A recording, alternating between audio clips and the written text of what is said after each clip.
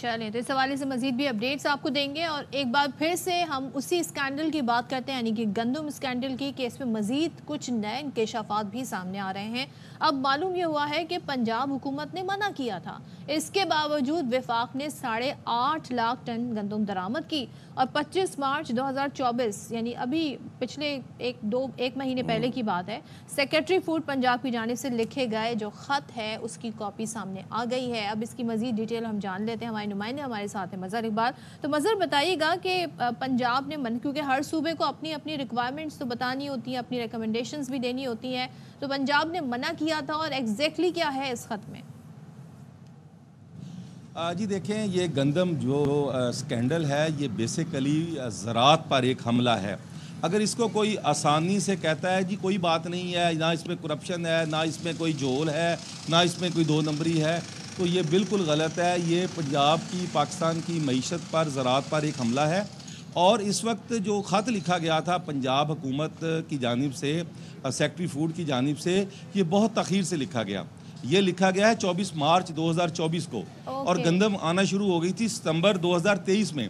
बात यह है कि कोई शख्स जिम्मेदारी लेने को तैयार नहीं है। ये कहाँ से शुरू हुआ, इसमें करप्शन ना हो, कुछ भी ना हो, लेकिन गलत फैसले से दो नुकसान हुए हैं। एक तो आपका ज़र मुबादला $1 अरब का ज़ाया हुआ। हम एक डॉलर की भीख मांग रहे हैं।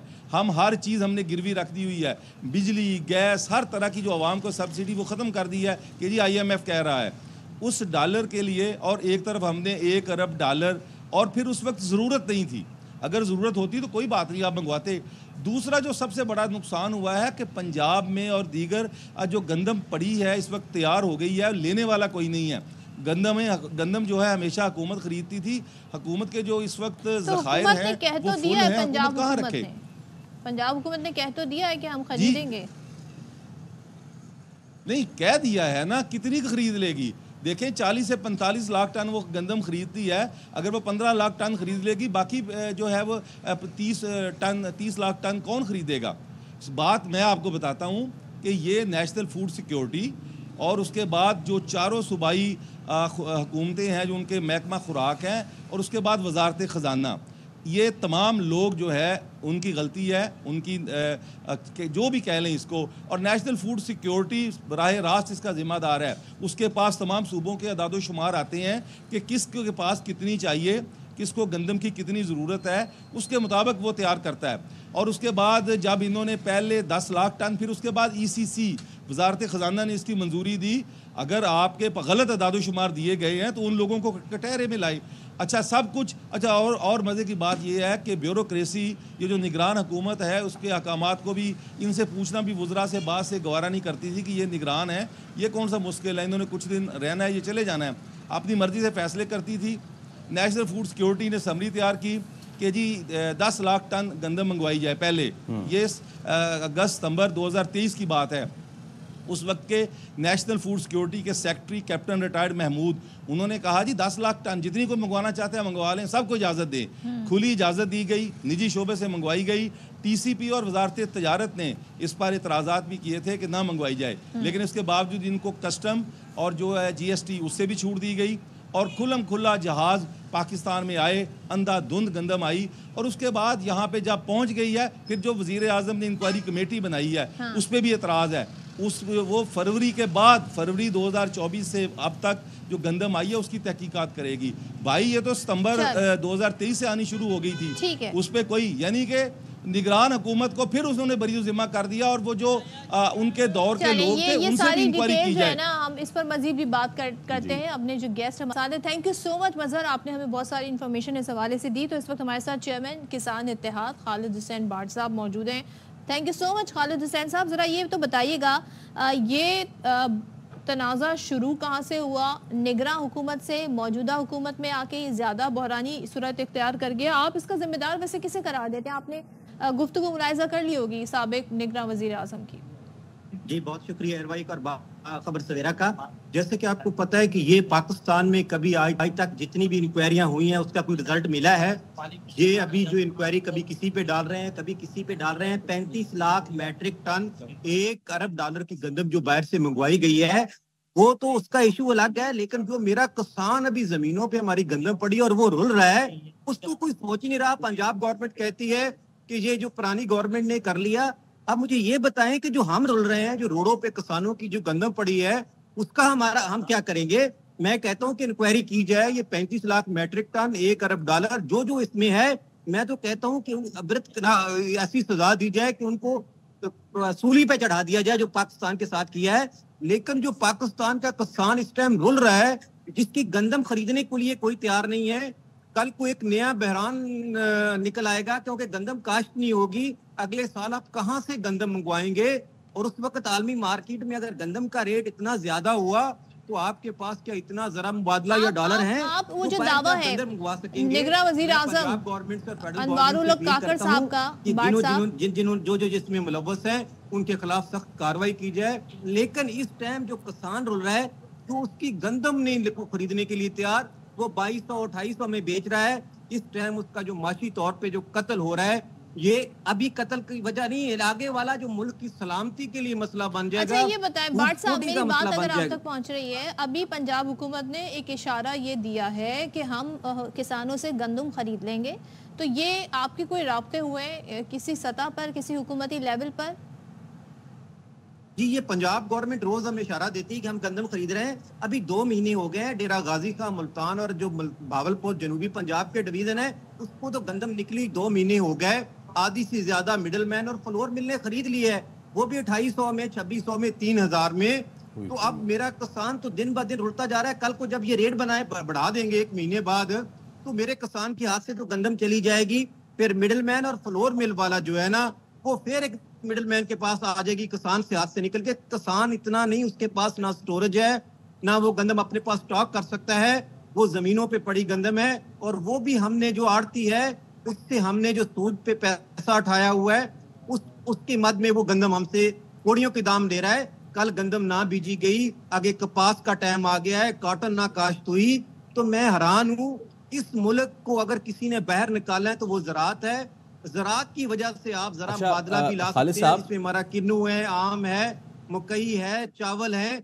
लेकिन जिस तरह जुल्म हो रहा है किसानों के साथ, खालिद साहब, इस तरह हुआ तो ये जी सर। खालिद साहब, थोड़ा सा देखने वालों को ये भी बताइए कि इस वक्त तो गंदम के लिए आप लोग रुल रहे हैं और कोई ख़रीद नहीं रहा है, आगे दीगर क्रॉप्स आनी है, उनके लिए भी किसान को पैसा चाहिए। जाहिर सी बात है, वो अपनी ये गंदम बेचेगा तो वो फिर पैसा उठाएगा, पैसा उठाने के बाद फिर वो कपास लगाएगा, कपास के बाद दीगर चीज़ें लगाएगा।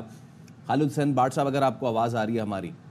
हाँ, तो मुझे बिल्कुल आ रही है। हाँ, तो फिर ये बताइए कि मामला चलेगा कैसे जब आपके पास पैसा नहीं होगा अगली फसल लगाने का? इसका मतलब ये तो फिर सिर्फ इस साल नहीं, अगला साल भी डिस्टर्ब जाएगा, खुदा ना खास्ता हमारा।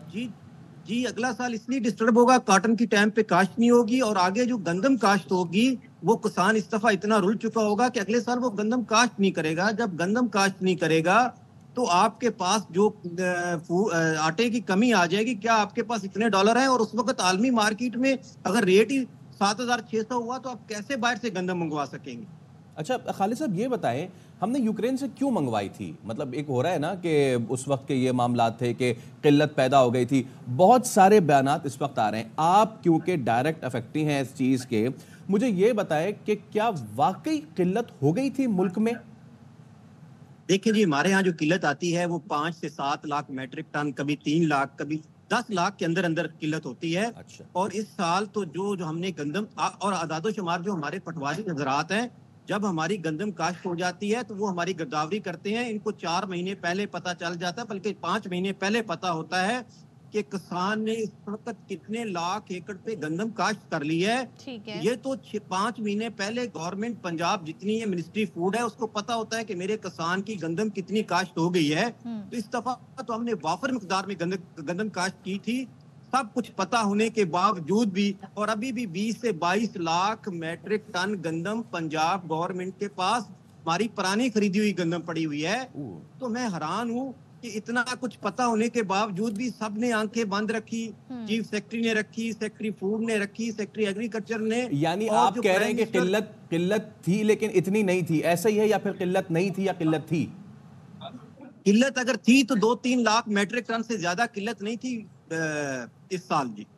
अच्छा, बाट साहब, वैसे बतौर आप चेयरमैन किसान इत्तेहाद, आप इस सूरत हाल का सलूशन क्या देखते हैं, क्या किया जाए इस वक्त? हुकूमत ही कह रही है हमारे पास कैपेसिटी नहीं है स्टोर करने की, ऑलरेडी हमारे पास मौजूद है, तो सलूशन क्या है फिर आपके नज़दीक? देखें जी, अभी ये जो बात कहते हैं ना कि हमारे फूड के पास स्टोरेज करने की जगह नहीं है, तो स्टोरेज करने की जगह आपको पता है हमारे स्टोरेज कैसे हैं पंजाब गवर्नमेंट के, कि हमारे इलाके में जहाँ सेंटर है फूड का वहाँ नीचे ईंटें रखते हैं, ऊपर बोरियां रख के ऊपर तरपाल डाल देते हैं। स्टोरेज की ये बिल्कुल बात गलत कर रहे हैं कि स्टोरेज नहीं है, जितनी मर्जी स्टोरेज गंदम कर लें, इनके पास बेपनाह जगह मौजूद है, तो स्टोरेज भी मौजूद है। और फेडरल गवर्नमेंट और सूबाई गवर्नमेंट अगर मिलकर इसको हल करे तो एक दिन का हल है। 20 तारीख को पंजाब गवर्नमेंट ने ऐलान किया था हम खरीदेंगे, आज आप देख लें 6 तारीख हो गई है, अभी तक एक दाना भी हमसे नहीं खरीदा गया। या फिर पिछली गवर्नमेंट की तरह किसान से लें, एक्सपोर्ट कर दें अगर बहुत ज्यादा है, और ये भी किया जा सकता है। क्यों खालिद भाट? एक और जुल्म कैसा है कि अभी हम उन्होंने ना हमारे पे 144 लगाई है कि आप जिला से गंदम बाहर नहीं ले जा सकते, सूबे से बाहर नहीं ले जा सकते। अगर आपके पास गंदम थी तो आप हमें कहते कि ये आपकी जिला बंदी खत्म है, सूबा बंदी खत्म है। अफगानिस्तान में आज 4500-4600 रुपए रेट चल रहा है, हमें अफगानिस्तान भेजने दें, सूबा केपीके में भेजने दें, बलूचिस्तान में गंदम को आने दें। तो अगर गवर्नमेंट चाहे हमारे साथ बैठ के उसके हल बड़े थे, लेकिन अब लगता है कि वो गंदम किसान के हाथ से निकल जाएगी, मिडिल मैन और फ्लोर मिल और माफिया के पास आ जाएगी, फिर ये रेट बढ़ाएंगे, फिर किसान को फायदा नहीं होगा, फिर एक दरमियान में मिडिल मैन और माफिया फिर पैसा कमा लेगा। तो बस जरा आप हमें जो एहतजाज है वो उसका स्टेटस क्या है, क्या आप लोगों की प्लान है आगे, ये बता दें, क्योंकि आज रिपोर्ट भी आनी है जो तहकीकात हो रही है उसकी। देखें जी, हम पुरअमन एहतजाज 29 को किया, उस पर हमारी गिरफ्तारियां हुई, हम पे लाठी चार्ज हुआ, हमारे बच्चे बेटियों को गिरफ्तार किया, लेकिन अब हम पुरअमन एहतजाज करने के लिए हमने एक प्लान बनाया है कि हम जो हमारे गाँव हैं वहां से हम निकलेंगे, जो हमारी शारा चल रही होंगी, जीटी रोड चल रहे होंगे, रेलवे ट्रैक होंगे, उस पे हम पुरअमन किसान निकलेगा और उन पे बैठ जाएगा, और उस वक्त तक नहीं उठेगा जब तक हमारी गंदम खरीदी नहीं जाती। Thank you so much. Khalid बाट साहब हमारे साथ मौजूद थे, चेयरमैन किसान इत्तेहाद, और वो ये कह रहे हैं हम अपना एहतजाज जारी रखेंगे, लेकिन इसका कोई सलूशन निकलना चाहिए। अभी तक तो सिर्फ इंकशाफात का ही सिलसिला जारी है, और निगरां हुकूमत जो साबका थी वो मौजूदा हुकूमत पर भी जिम्मेदारी डाल रही है। मौजूदा हुकूमत कह रही है इस तमाम तर फैसले निगरां दौरे हुकूमत में